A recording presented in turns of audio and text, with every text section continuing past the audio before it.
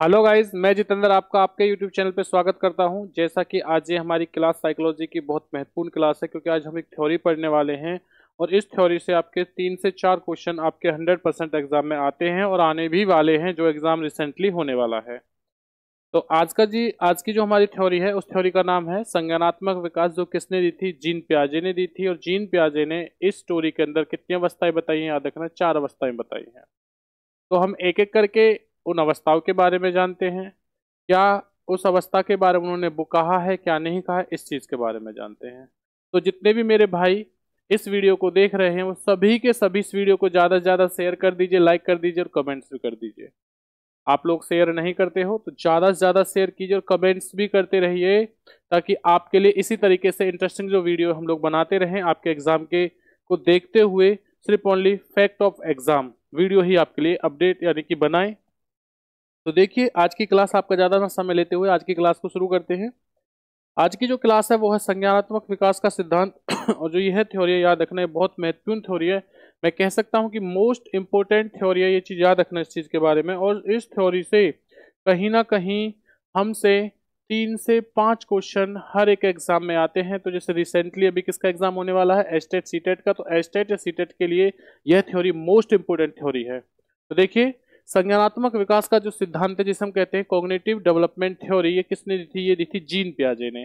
एक साइकोलॉजिस्ट थे जीन पियाजे, और याद रखने बहुत फेमस साइकोलॉजिस्ट है जीन पियाजे हैं। और ये किस देश के निवासी हैं? ये हैं स्विट्जरलैंड। ये किस देश के निवासी हैं? ये है स्विट्जरलैंड के। देखो, सबसे पहले हम लोग जानेंगे कि संज्ञानात्मक विकास है क्या। संज्ञानात्मक विकास का मतलब होता है जब व्यक्ति किसी भी चीज को समझ रहा है, उसको अपने ध्यान के अंदर यानी अपने दिमाग के अंदर क्या स्टोरेज कर रहा है। तो जितना प्रोसेस होता है किसी चीज को समझना, जानना, वो सब क्या होता है? संज्ञान होता है। यानी एक प्रकार की मैं कह सकता हूँ जो नॉलेज है, वो नॉलेज ही क्या है? कॉग्निटिव यानी कि संज्ञान है। अब देखो, जीन पियाजे ने क्या कहा है? संज्ञान वह मानसिक प्रक्रिया है। क्या है? मानसिक प्रक्रिया है, जिसके द्वारा जीव को किसी घटना, वस्तु, परिस्थितियों का बोध होता है। तो वही क्या कहलाता है? याद रखना, वो कहलाता है संज्ञान। यानी कि किसी भी घटना के बारे में अगर हम लोग जानते हैं, किसी भी वस्तु के बारे में जान रहे हैं, उसको पहचान रहे हैं, हम किस तरीके से एक्टिविटीज कर रहे हैं, तो ये जो जितनी भी सारी चीजें होती हैं, ये सभी की सभी क्या होती है? संज्ञान होती हैं। अब इसमें एक वर्ड आया है मानसिक प्रक्रिया। जो ये मानसिक प्रक्रिया है, याद रखना, इस मानसिक प्रक्रिया के अंदर कहीं ना कहीं 3 शब्द छुपे हुए होते हैं। और ये 3 शब्द क्या होते हैं? याद रखना, पहला होता है संज्ञान, जिस वर्ड को हम क्या कहते हैं? संज्ञान। यानी कि देखिए, मानसिक प्रक्रियाएं, ये क्या है? संज्ञान। संज्ञान क्या है? याद रखना, संज्ञान कहा जाता है किसी चीज की नॉलेज, यानी कि किसी चीज की जानकारी। किसी चीज की जानकारी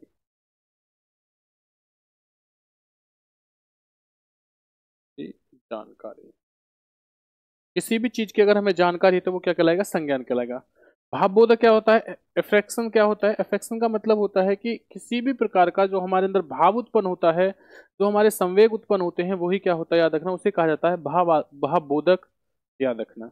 तीसरा होता है क्रियात्मक। अब उस भाव के द्वारा हमारे अंदर क्या रिएक्शन उत्पन्न हो रहा है, जो भी हमारे अंदर रिएक्शन या क्रिया उत्पन्न हो रही है, वही क्या होता है? याद रखना, उसे कहा जाता है क्रियात्मक। जैसे फॉर एग्जाम्पल, मैं एक एग्जाम्पल दे रहा हूँ आप लोगों को। हम लोग कभी रास्ते में अंधेरे के समय जा रहे हैं, और जाते हुए हमारे पैर के नीचे एक रस्सी आ गई। अब जैसे ही हमारे पैर के नीचे रस्सी आई, तो कहीं ना कहीं अंधेरा है, तो हमारे एक मन में एक डाउट या एक क्वेश्चन आएगा, कहीं यहाँ सांप तो नहीं है।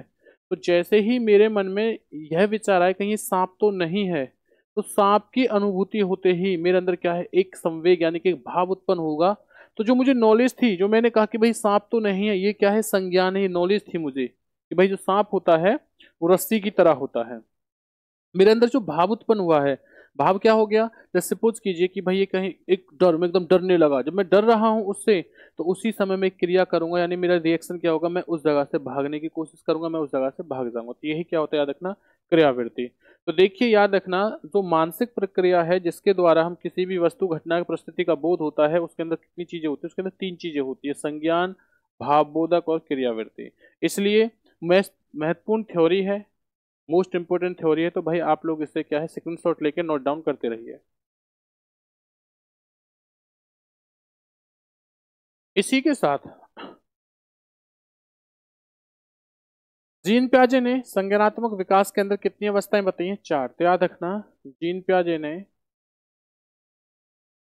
संज्ञानात्मक विकास में जो अवस्थाएं बताई हैं वो अवस्थाएं 4 बताई हैं, और मोस्ट इंपोर्टेंट है, मैं बार बार कह रहा हूँ, थोड़ा ध्यान देना, बहुत महत्वपूर्ण चीजें हैं, याद रखना।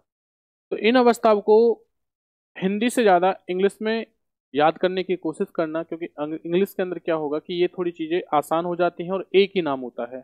और अगर मैं बात करता हूँ हिंदी के अंदर, तो याद रखना बहुत सारे नाम होते हैं, अलग अलग प्रकार के नाम होते हैं इनके अंदर। देखिए, सबसे हम पहले हम जानेंगे कि पहली अवस्था कौन सी। तो पहली जो अवस्था है उसे कहा जाता है संवेदी प्रेरक अवस्था, संवेदीय पेशीय या इंद्रिय जनित गामक अवस्था। याद रखना ये अवस्था का जो टाइम है वो कितना होता है, जन्म से 2 वर्ष, या मैं कह सकता हूँ सेंसरी मोटर स्टेज। तो इसका टाइम कितना, जन्म से 2 वर्ष। एग्जाम में हमसे पूछा जाता है कि जीन पियाजे ने कितनी अवस्थाएं बताई हैं, 4, कौन सी होती है और कौन सी नहीं होती। तो देखिए, सेंसरी मोटर का जो समय है वो है जन्म से 2 वर्ष। सेंसरी मोटर का मतलब होता है जो बच्चे के जो हम बच्चे के या किसी भी व्यक्ति के जो सेंसेस, जो उसके अंग होते हैं, पार्ट होते हैं, उनके द्वारा किसी चीज को छूना, टच करना, महसूस करना, फील करना, इन सारी चीजों को जो करता है बच्चा, वो किसके द्वारा करता है, सेंसरी मोटर के द्वारा करता है। दूसरा होता है पूर्व सक्रियात्मक अवस्था, जिसे हम प्रे ऑपरेशनल स्टेज कहते हैं, जिसे हम क्या कहते हैं, याद रखना, प्रे ऑपरेशनल स्टेज।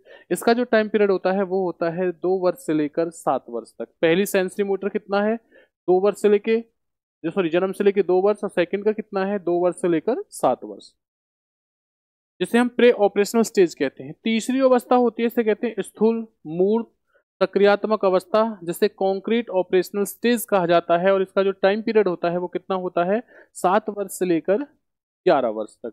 और जो हमारी चौथी जो स्टेज होती है वो होती है औपचारिक अमूर्त सक्रियात्मक अवस्था, जिसे कहते हैं फॉर्मल ऑपरेशनल स्टेज, जिसका जो टाइम पीरियड है वो कितना है, याद रखना, इसका टाइम पीरियड 11 से 15 वर्ष। और 11 से जो 15 वर्ष का जो टाइम पीरियड है, इसी में कभी कभी हमसे याद रखना फिक्स जो वैल्यू पूछी जाएगी, यानी कि प्री फॉर्मल ऑपरेशन स्टेज की जो फिक्स वैल्यू 11 से 15 वर्ष है। कभी कभी क्या जाता है, 11 वर्ष से अधिक भी आ सकता है, लेकिन जो फिक्स वैल्यू रहेगी, याद रखना, वो क्या होती है, वो हमारी 11 से 15 वर्ष की मानी गई है। इसी के साथ अब एक एक करके इन चीजों को एक्सप्लेन करेंगे कि जो सेंसरी मोटर है वो है क्या, किस तरीके से बच्चा इसमें एक्टिविटीज करता है, एक एक करके इन सबको एक्सप्लेन करते हैं। तो अगर मजा आ रहा हो तो भाई वीडियो को शेयर करते रहिए, कमेंट्स करिए और लाइक करिए। देखिए, सबसे पहले सेंसरी मोटर स्टेज, जो जन्म से कितनी बताई थी मैंने, 2 वर्ष की बताई है। इसमें जो बच्चा होता है, याद रखना, इसमें बच्चा अपने आंख, कान, नाक से निरीक्षण करता है, यानी कि क्या है, जो उसकी त्वचा है, बॉडी है, भाई आंख है, नाक है, कान है, इनसे क्या करता है, जीभ हो गई, इनसे क्या है, सब चीज के बारे में ऑब्जर्वेशन करता है, निरीक्षण करता है। दूसरा क्या है, इस अवस्था में बच्चा वस्तु स्थायित्वपन के जो गुण होते हैं उन्हें विकसित क्या कर लेता है, विकसित कर लेता है। और याद रखना, जो वस्तु स्थायित्वपन के जो गुण उत्पन्न होते हैं बच्चे के अंदर, बिल्कुल फिक्स जो एज होती है वो कितनी होती है, वो होती है हमारी 18 महीने से 24 महीने की होती है। देखिए, वस्तु स्थायित्वपन होता क्या है, वस्तु स्थायित्वपन का मतलब होता है जब बच्चा किसी भी वस्तु के चित्र को क्या है, अपने दिमाग में क्या है, बना ले। जैसे सपोज कीजिए, अभी कोई बच्चा है, छोटा बच्चा है, उस बच्चे के को हम बेड पर खिला रहे हैं, यानी कि खिलौने से खिला रहे हैं, तो हमने उसका अचानक जो खिलौना है वो छुपा दिया।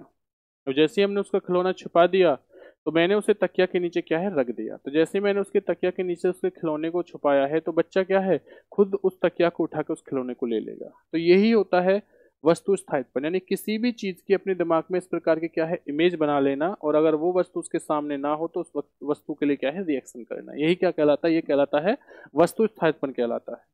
इसी के बाद में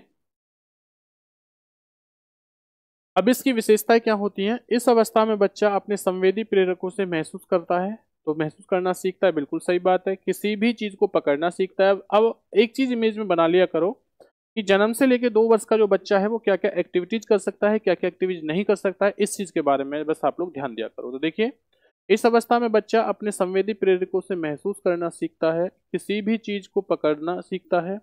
इस अवस्था में हंसने रोने की प्रवृत्ति विकसित होती है। बच्चा किसी वस्तु को मुंह में डालकर उसका अध्ययन करना सीखता है। किसके अंदर सीखता है, याद रखना, ये सीखता है सेंसरी मोटर के अंदर। और इस अवस्था में बच्चे वस्तुओं का, याद रखना, इस अवस्था में बच्चे वस्तुओं की पहचान करना सीखता है। क्या है, वस्तुओं की पहचान करना सीखता है। तो ये चीज याद रखना। देखिए, मैंने क्या बताया आप लोगों से, मैंने कहा है कि जो भी बच्चा होगा वो इस अवस्था में खड़े होने की कोशिश करता है, चलने की कोशिश करता है, वो बच्चा किसी भी वस्तु को उठाएगा तो अपने मुंह में डालने की कोशिश करता है, उसका अध्ययन करता है। तो जितनी भी सारी चीजें होती हैं किस अवस्था के अंदर करता है, सेंसरी मोटर के अंदर करता है। एग्जाम में जो मोस्ट इंपोर्टेंट पॉइंट फैक्टर आता है वो क्या आता है, याद रखना, वस्तु स्थायित्वपन के जो गुण होता है वो बच्चा किस अवस्था में करता है, तो याद रखना सेंसरी मोटर के अंदर।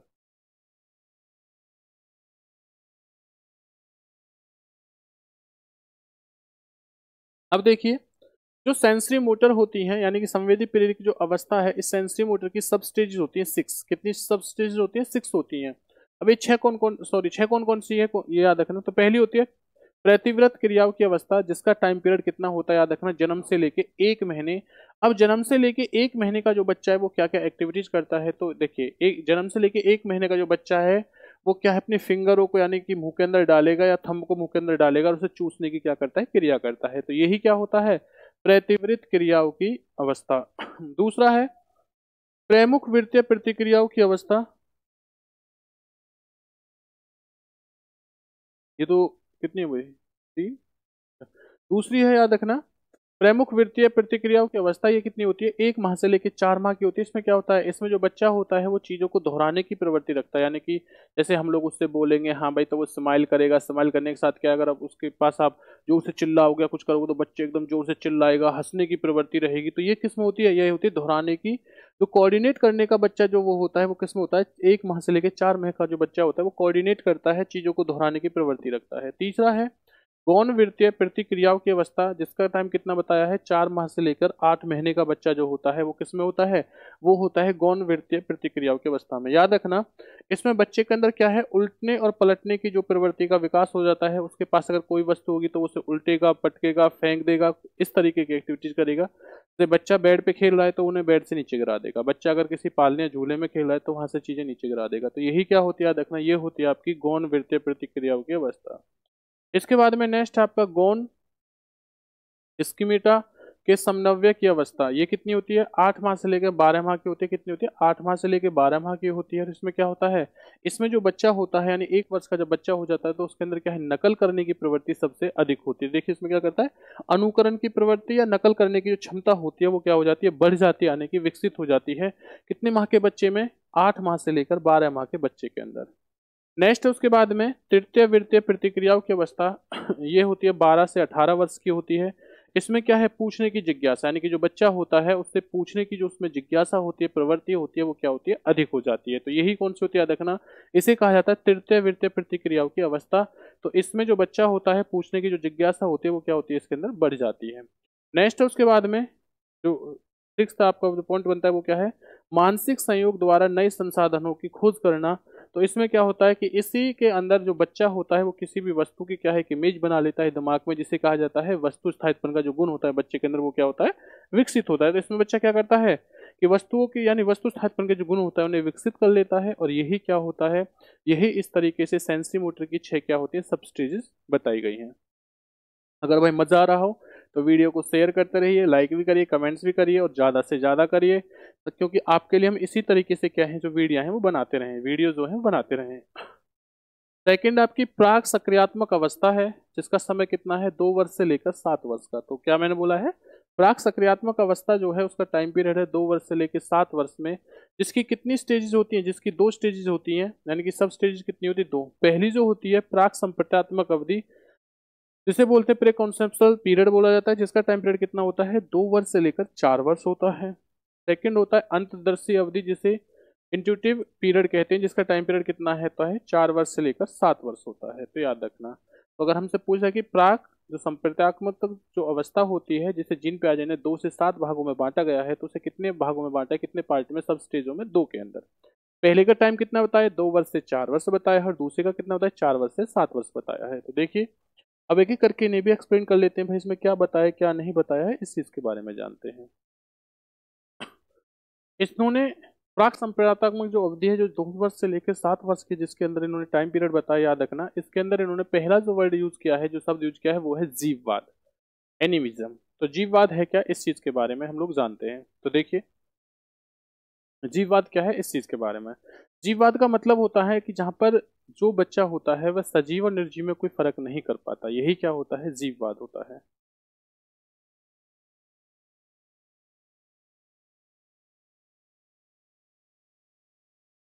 देखिए, जीववाद क्या होता है? जीववाद का मतलब होता है कि जो बच्चा होता है वो सजीव और निर्जीव में कोई फर्क नहीं कर पाता, उसे सभी निर्जीव चीजें भी सजीवी लगती हैं। जैसे बच्चा खेल रहा है, साइकिल चला रहा है, साइकिल चलाते चलाते एकदम क्या होता है, गिर जाता है, तो बच्चा रोने लगेगा। माता पिता आए, भाई आए, बड़े भाई आए, बहन आए, माता पिता कोई भी आया घर का, जो भी बड़ा लोग है वो आए, उसके पास जैसे ही आए तो वो बच्चा क्या करेगा, वो रोना प्रारंभ करता है। तो क्या हुआ, किसने मारा? वो कहता है साइकिल ने मारा। तो उसके पेरेंट्स क्या करते हैं? उसके पेरेंट्स उस साइकिल में तो थप्पड़ लगा देते हैं, साइकिल को, अच्छा हमारे बच्चे को मार रहा है।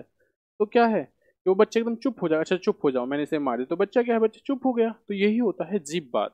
यानी जीववाद का मतलब है जब भी बच्चा सजीव और निर्जीव में कोई भी डिफरेंस या कोई भी अंतर नहीं कर पाएगा, तो इसी को क्या कहा जाता है? इसी को कहा जाता है जीववाद कहा जाता है। तो इतनी चीज आई होप समझ में आई होंगी।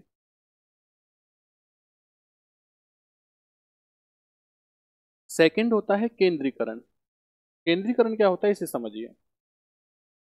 जब बच्चा होता है वो किसी भी चीज की, यानी किसी भी सारी चीजों की जो भी विशेषताएं होती हैं उन्हें छोड़कर ओनली क्या करता है, किसी एक ही विशेषता पर क्या करता है, बल देता है, तो उसी को कहा जाता है केंद्रीकरण कहा जाता है। ये चीज आता है। नेक्स्ट है अपलटावी। अपलटावी में क्या करता है कि बच्चा जो होता है वो किसी भी नंबर, किसी भी वस्तु को उल्टने पुलटने में क्या होता है, सक्षम नहीं हो पाता है। बस नंबरों के बारे में, जैसे उस बच्चे को आपने सिखाया 2+1 कितना होता है 3, तो बच्चा क्या नहीं कर पाता, 1+3 को वो नहीं बता पाएगा, क्योंकि उसे अभी नंबरों के बारे में पता ही नहीं है। उसे कहा था अपलटावी। नेक्स्ट होता है,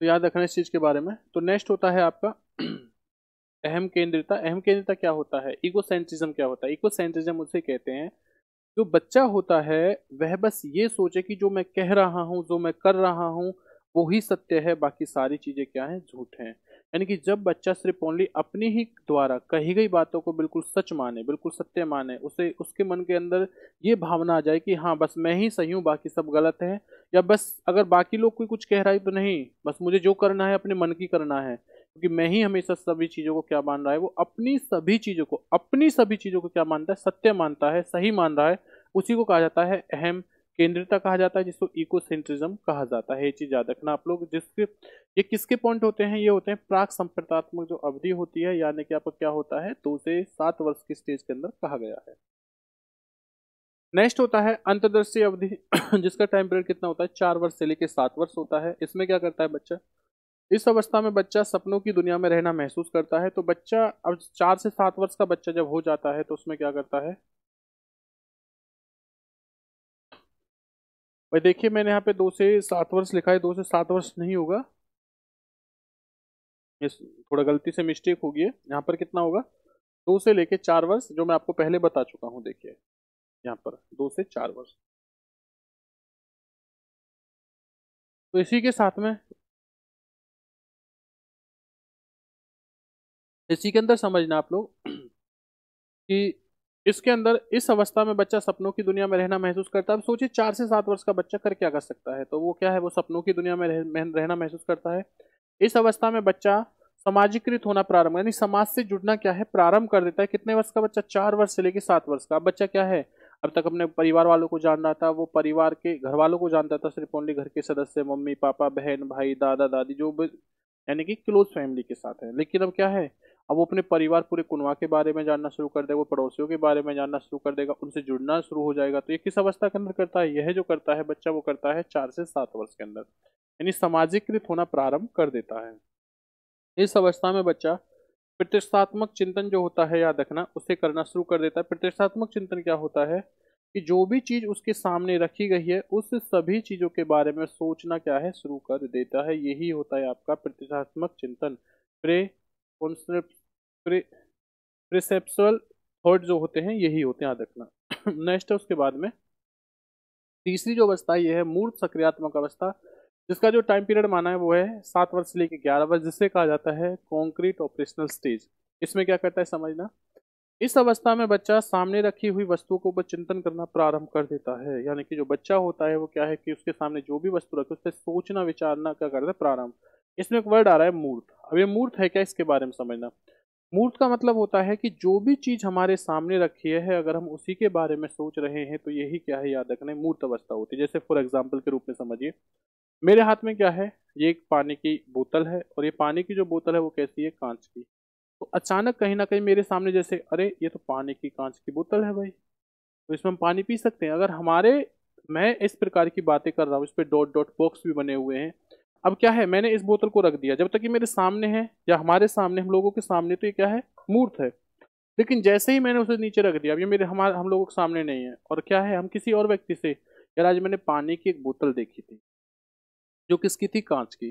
तो जैसे ही आपने इस चीज के बारे में कहा कि भाई मैंने एक बोतल देखी लेकिन वो हमारे सामने नहीं है, तो वो क्या कहलाता है, अमूर्त। यानी जो सामने ना हो फिर भी उस चीज के बारे में बात करना, वो अमूर्त कहलाता है। और जो भी चीज सामने हो उसके बारे में बात करना क्या कहलाता है, मूर्त कहलाता है। अब इसकी भी क्या है, कुछ सब स्टेजेस होती हैं। सब स्टेजेस क्या होती हैं, पलटावी, यानी कि क्या है कि बच्चे के अंदर अब संख्याओं को, नंबरों को पलटने का जो गुण होता है वो क्या होता है, विकसित हो जाता है। यानी कि जैसे अगर मैंने बताया 3+2 कितना होता है, 5 होता है, तो बच्चा भी क्या है, अब यहाँ पर और चीज़ों के बारे में यानी कि बोलना सीखना शुरू कर दे, तो बच्चा क्या करे कि अगर हम 4+1 भी कर देंगे तो इसका भी आंसर क्या होगा, 5 ही रहेगा। ये चीज़ याद रखना आप लोग। संरक्षण, कंजर्वेशन क्या होता है, इस चीज के बारे में समझ आप लोग याद रखना। तो संरक्षण के बारे में हम लोग जानेंगे, तो इसमें आपकी जो चीजें होती हैं वो होती हैं किसी भी वस्तु के गुण रंग रूप के आधार पर उस वस्तु के बारे में जानना, यही क्या कहलाता है, रखना, इसी को कहा जाता है संरक्षण। तो एक बार चलिए,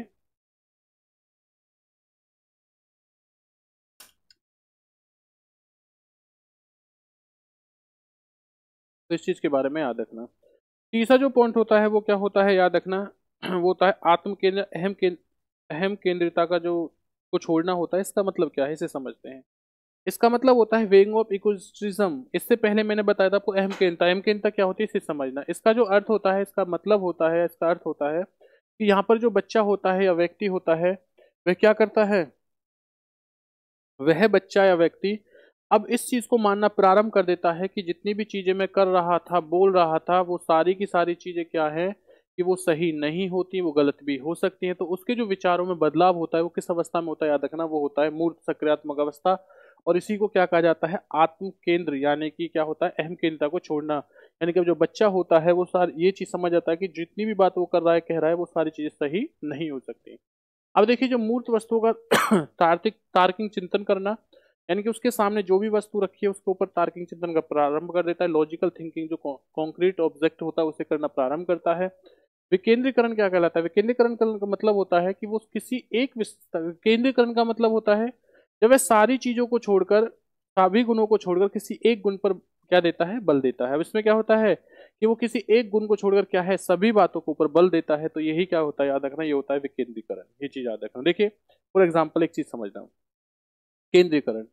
हम लोग मोबाइल फोन खरीदने के लिए जाते हैं तो सबसे पहले बताए कैमरा कैसा है। जैसे कैमरा पसंद है, फोटो क्लिक करना अच्छा लगता है, तो वो ये नहीं पूछेगा फोन के फीचर्स क्या हैं भाई, कितनी रैम है, कितनी जीबी क्या है, क्या नहीं है। बस वो क्या बात करेगा, वो कहेगा ये फोन का कैमरा कैसा है, तो वो बताएंगे 64 मेगापिक्सल है जी। तो बस उन्होंने वो क्या है, फोटो क्लिक किया, फोटो बड़ा सुंदर आ रहा है, तो वो उसने फोन की क्वालिटी देखी ही नहीं, बस उसने क्या देखा, सिर्फ ओनली फोन का कैमरा। तो उसने सारे गुणों में से किसी एक को चुना, ये होता है केंद्रीकरण। अब विकेंद्रीकरण क्या होता है, अच्छा भैया कैमरा थोड़ा हल्का भी चल जाएगा लेकिन बाकी उसकी जो रैम है वो अच्छी होनी चाहिए, उसकी जो स्पीड है ये भी अच्छी, स्टोरेज है वो भी अच्छी होनी चाहिए। तो इसे क्या कहा जाता है, इसे कहा जाता है विकेंद्रीकरण।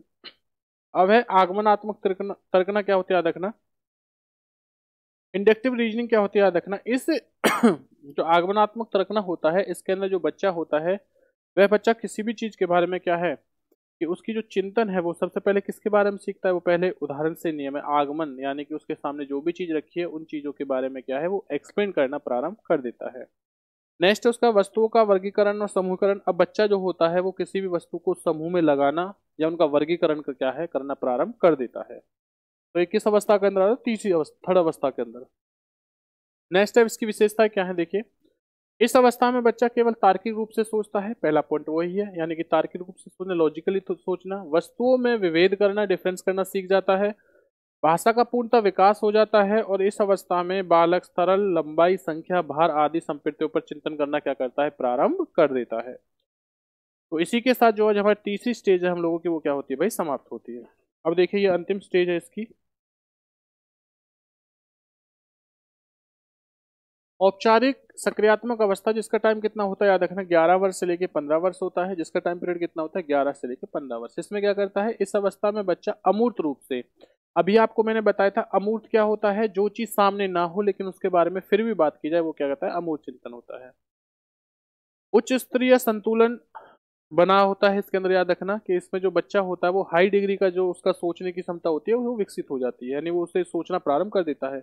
अमूर्त निर्णयों का प्रयोग करने की योग्यता, वह क्या है, अमूर्त निर्णयों में क्या है, प्रयोग करना उन्हें सीख जाता है कि ठीक है भाई सामने नहीं है, फिर उन चीजों का क्या है वो अप्लाई करना सीख जाता है।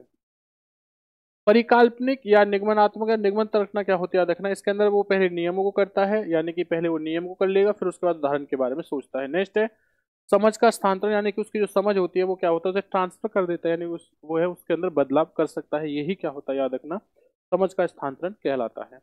इसी के साथ कुछ जीन पियाजे ने और महत्वपूर्ण फैक्टर बताए हैं, मुख्य तथ्य बताए जहां से आपके एग्जाम में एक दो क्वेश्चन या एक क्वेश्चन हमेशा देखने को मिलता है।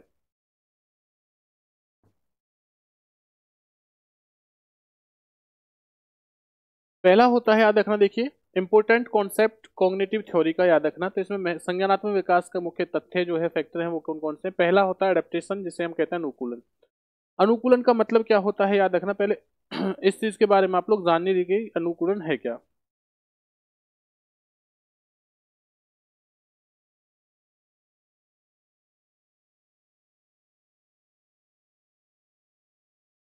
तो अनुकूलन का जो अर्थ होता है, इसका अर्थ होता है अनुकूलन का कि जो भी बच्चा होता है वो बच्चा क्या करता है कि वह समाज के साथ समायोजन करना सीखता है, याद रखना समाज के साथ समायोजन करना, तो अपने आप को समाज के अनुसार ढालना है, उसमें समायोजन करना क्या कहलाता है, अनुकूलन कहलाता है। जो अडेप्टेशन होता है इसके दो पार्ट बताए हैं, सब स्टेज दो बताई हैं, मैं ये कह सकता हूँ जैसे दो भागों में बांटा गया है। पहला जो पार्ट होता है ये होता है आत्मसातकरण या समावेशन जिसे एसिमिलेशन कहा जाता है, दूसरा होता है समायोजन जिसे अकोमोडेशन कहा जाता है। इन दोनों में फर्क क्या है देखिए, अगर मैं बात करता हूँ आत्मसातकरण की, तो आत्मसातकरण उसे कहा जाता है जब नए ज्ञान के अंदर क्या है बच्चा पुराने ज्ञान को जोड़ दिया जाए, तो पुराने ज्ञान में जब क्या होता है नए ज्ञान को जोड़ा जाता है तो याद रखना यही क्या कहलाता है आत्मसातकरण। यानी कि जैसे उसका पुराना ज्ञान है तो मैं यहाँ पे लिख सकता हूँ पूर्व ज्ञान में, तो पूर्व ज्ञान में जब नए ज्ञान को जोड़ा जाए या ऐड किया जाए तो वही क्या कहलाता है याद रखना, वही कहलाता है आपका एसिमिलेशन, याद रखना। जैसे हमें पहले पता था भैया क्या होता है कि 2+1 3 होता है, लेकिन अब हमें ये भी पता चल जाएगा कि ठीक है भाई अब हम क्या कर सकते हैं 1+2 क्या होता है तब भी 3 होता है। कोई हमसे कहे कि भाई अच्छा ये बताइए कि 5 जो है हम किस किस डिजिट को बना के लिख सकते हैं, तो बच्चा क्या है 2+3 करके भी कर सकता है, बच्चा क्या है 3+2 करके भी कर सकता है, बच्चा 1+4, यानी कि अब उसने 5 के बारे में पहले सीख चुका है लेकिन अब वो क्या है वो उन्हीं चीजों को बदलना प्रारंभ कर रहा है, तो ये क्या कहलाता है आत्मसातकरण। पूर्व जो ज्ञान है उस ज्ञान के अंदर किसे जोड़ना प्रारंभ करता है, नए ज्ञान को ही ऐड करना प्रारंभ कर देता है, तो वही क्या कहलाता है याद रखना आत्मसातकरण कहलाता है। अब बात आती है समायोजन यानी कि अकोमोडेशन क्या होता है, तो याद रखना जब बच्चा क्या है कि अपने ज्ञान में कुछ परिवर्तन करना, जब वह, याद रखना जब बच्चा अपने ज्ञान में परिवर्तन करता है तो उसे क्या कहते हैं बच्चा देखना अकोमोडेशन कहते हैं, तो उसे अकोमोडेशन कहते हैं, याद रखना। देखिए अब जैसे सपोज करना कि हमने ये जाना कि भाई एक एग्जांपल देता हूं मैं आपको, बस मुझे अभी ये ऑब्जर्वेशन या ये पता हो कि जितनी भी बिल्लियां होती है वो बस सिर्फ ब्लैक कलर की या व्हाइट कलर की होती है, बस मुझे एक कलर के बारे में ज्ञान है। लेकिन जैसे ही मैंने क्या कर दिया भैया किसी दूसरी बिल्ली को देखा तो मुझे क्या लगेगा, अरे हाँ यार जो बिल्ली है वो क्या है रेड कलर की, तो ये एक ज्ञान के अंदर दूसरे ज्ञान को ऐड करना क्या है एसिमुलेशन होता है, इसी को क्या कहते हैं आत्मसातकरण समावेशन। लेकिन अब सपोज कीजिए कि मैंने ये जान रखा हो कि जो बिल्ली होती है उसके 4 पैर होते हैं, लेकिन जैसे ही हमारे सामने किसी कुत्ते का पिल्ला आया या बच्चा आया तो उसके भी 4 पैर है, हम कहें यार ये तो बिल्ली नहीं, तो मेरे दिमाग में क्या आएगा, मेरे दिमाग में ये आएगा कि नहीं यार जिसके किसी भी जीव के अगर 4 पैर है तो ये जरूरी नहीं कि वो सभी सभी बिल्लियां हों, तो वो कुत्ते भी हो सकते, तो यही क्या होता है याद रखना इसको कहता है अकोमोडेशन। सेम कलर की बात थी तो बिल्कुल सेम ये कंडीशन थी, लेकिन क्या है अब उसने अपने क्या है बच्चा कि उसने अपने ज्ञान को परिवर्तित कर दिया कि नहीं भैया, चार पैर वाले सभी जीव क्या है, बिल्लियां नहीं होती हैं। तो यही होता है अकोमोडेशन। अब बात करता हूं मैं किसकी, स्कीमा की। स्कीमा किसे कहते हैं, तो स्कीमा के बारे में याद रखना। स्कीमा होता है एक प्रकार की स्टोरेज होती है, जैसे हमारे फोन के अंदर मेमोरी होती है, उसी तरीके से याद रखना जितने भी ये बातें हैं, इन बातों को जो स्टोर करने का काम होता है वो किसका होता है, स्कीमा का होता है।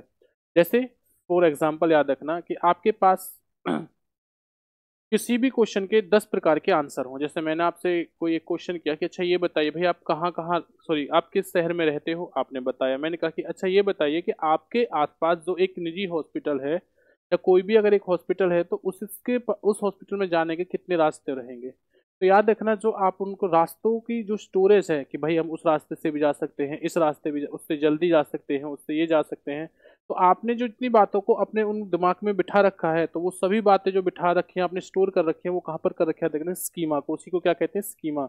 और ये स्कीमा होता क्या है, ये स्कीमा याद रखना स्कीमा एक मानसिक प्रक्रिया है। क्या है, एक मानसिक प्रक्रिया है। ये चीज याद रखना, आपके एग्जाम में पूछी गई थी कि स्कीमा क्या है, याद रखना स्कीमा एक मानसिक प्रक्रिया है। नेक्स्ट उसके बाद में नेक्स्ट क्वेश्चन है, देखिए साम्य धारण या साम्यकरण या इक्विलिब्रेशन क्या होता है, याद रखना। तो जो एक तो एसिमिलेशन में,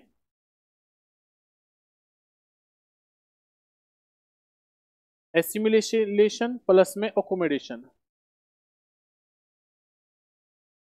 इन दोनों के बीच में जो तालमेल बिठाता है, इन दोनों के बीच में क्या बिठाता है, तालमेल जो बिठाता है, उसी को क्या कहते हैं, याद रखना, उसी को साम्य धारण या साम्यकरण कहते हैं, याद रखना।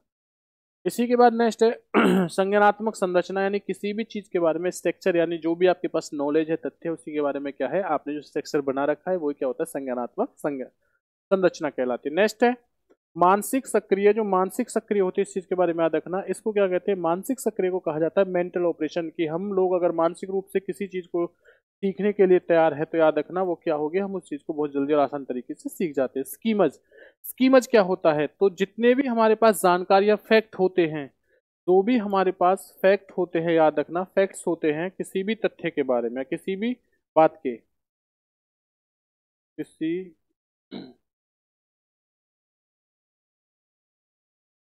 किसी भी बात के जो फैक्ट्स या तथ्य होते हैं, उन्हें क्या कहते हैं, याद रखना, उन्हें उसी को क्या कहते हैं, स्कीमर्स कहते हैं। यानी कि जितनी भी जानकारियां हमारे पास हैं, और वो जानकारी कौन कौन सी है, जैसे मैंने कहा कि जितने भी अब हॉस्पिटल जाने के लिए भाई आपके पास जितनी भी बातें थी, तो आपने स्टोर कहाँ रखा, स्कीमा में। लेकिन जो वो बातें स्टोर कर रखी हैं, वो बातें जो हैं, याद रखना, जो फैक्टर हैं, जो तथ्य हैं, वो क्या कहलाते हैं, वो स्कीमज कहलाते हैं। तो इसी के साथ याद रखना जो आज की हमारी थ्योरी है, टॉपिक है, वो क्या होती है, समाप्त होती है। अगर आपको मजा आया हो तो भाई इस वीडियो को ज़्यादा से ज़्यादा शेयर करते रहिए, कमेंट्स करते रहिए, लाइक कीजिए। और याद रखना अगर आपको इसी प्रकार के नोट्स चाहिए तो आप लोग हमारे व्हाट्सएप नंबर पे कॉलिंग कर सकते हो। हमारे यूट्यूब के डिस्क्रिप्शन पे जाके आपको सारी डिटेल जो है वहाँ दे रखी है। तो चलिए मिलते हैं नेक्स्ट क्लास में। हैव ए गुड डे, सभी लोग ध्यान रखें। जय हिंद, जय भारत।